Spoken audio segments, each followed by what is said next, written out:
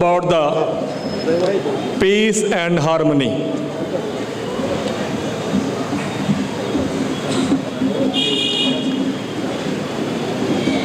We being a human being, why we need peace and harmony?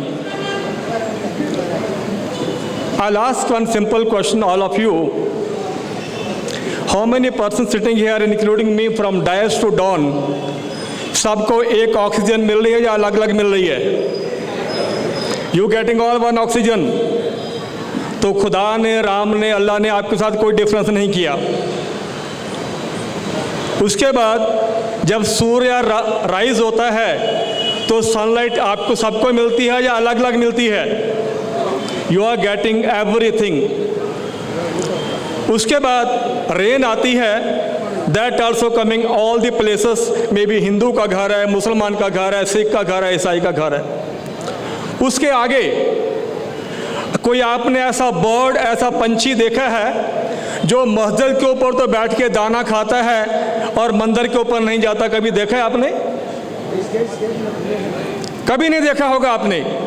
कभी आपने ये भी देखा है कोई एनिमल या गाय जैसे रोड के चली जा रही है, अगर हिंदू का घर आता है तो उसको रोटी मिलती है, रुक जाती है। अगर मुसलमान का घर आता है तो उसको खाना मिलता है, रुक जाती है।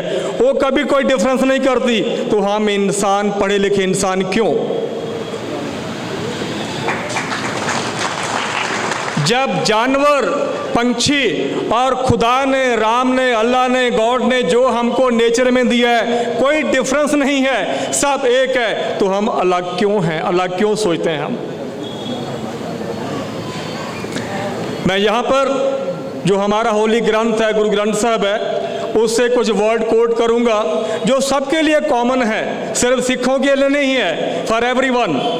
हमारे पांचवें नानक गुरु अर्जन बोलते हैं, कोई बोले राम राम कोई खुदाई।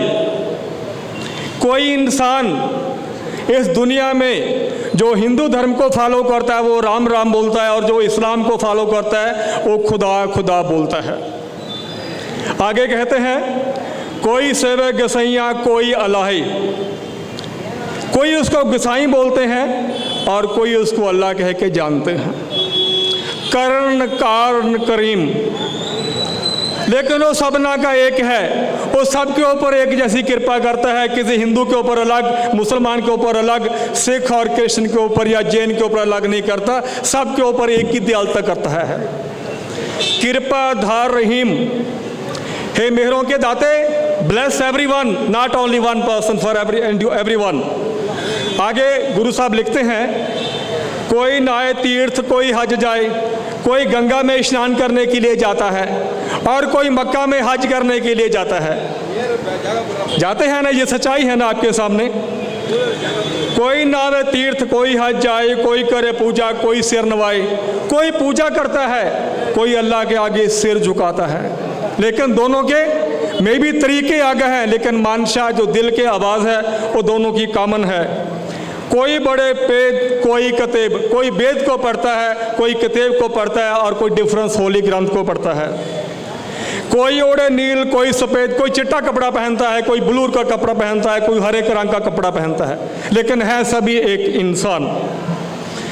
कोई कहे तुर्क, कोई कहे हिंदू, कोई बोलता है ये मुगल है, तुर्क है, दूसरे कंट्री से आया है, और कोई बोलता है यहाँ पर रहने वाला हिंदू इंसान है। कोई बादशाह बेस्त, कोई सिर गिंदू। कोई मुसलमानी तरीके से अपना जीवन जीता है और कोई हिंदू के शब्द गा के, हिंदू की गीता पढ़ के अपने जीवन को व्यतीत करता है। कहो नानक, लास्ट लाइन में क्या कहते हैं? कहो नानक जिन हुक्म पछाता, हे हिंदू, हे मुसलमान, हे क्रिश्चियन, हे ईसाई, आप सब में से वही सच्चा इंसान है जिसने वो अल्लाह की, जिसने वो खुदा की, जिसने वो राम की, जिसने वो भगवान की कृपा को मान लिया है। प्रभु साहब का तीन भेद जाता, खुदा में कोई भेद नहीं है। आप अल्लाह बोल लो, आप खुदा बोल लो, आप राम भी बोलो, आप रहीम बोल लो, उसमें कोई फ़र्क नहीं है। दोनों सबके लिए एक है और सबके लिए एक जगह पर ही रहता है। मैं थोड़ा आगे कोट करूंगा। हमारे जो फ्रांसिस एसिस हुए हैं, उन्होंने ये कहा है, lord make me an instrument of the peace. Where here हेटेड लेट मी सो लव, कि जहाँ पर भी हेट्रेट है मैं वहाँ प्यार करूँगा, मुझे वहाँ प्यार करने की ज़रूरत है, मुझे गॉड ने इसीलिए भेजा है। दलाई लामा जी कहते हैं we can never obtain peace in the outer world until we doesn't have peace in our mind. बेशक हम कितने लेक्चर देते रहें, कितने लेक्चर सुनते रहें, जब तक ये पीस हमारे घर से, हमारे मन से, हमारे माइंड से नहीं आएगी, ये पीस कभी नहीं आएगी।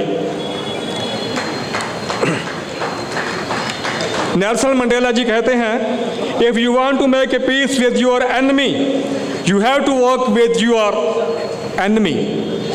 अगर आप अपने दुश्मन के साथ भी पीस चाहते हैं तो उसके साथ काम करो, अपने आप पीस आ जाएगी।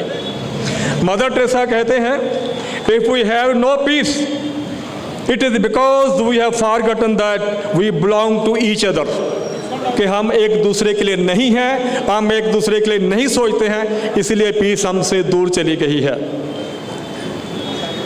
बहुत सारे ऑथर हैं, चाहे वो इस्लाम में हैं, चाहे वो हिंदुइज्म में हैं, चाहे वो जैनिज्म में है, चाहे वो सिखिज्म में है, हमें सभी एक ही बात सिखाते हैं, कोई अलग अलग नहीं सिखाता है।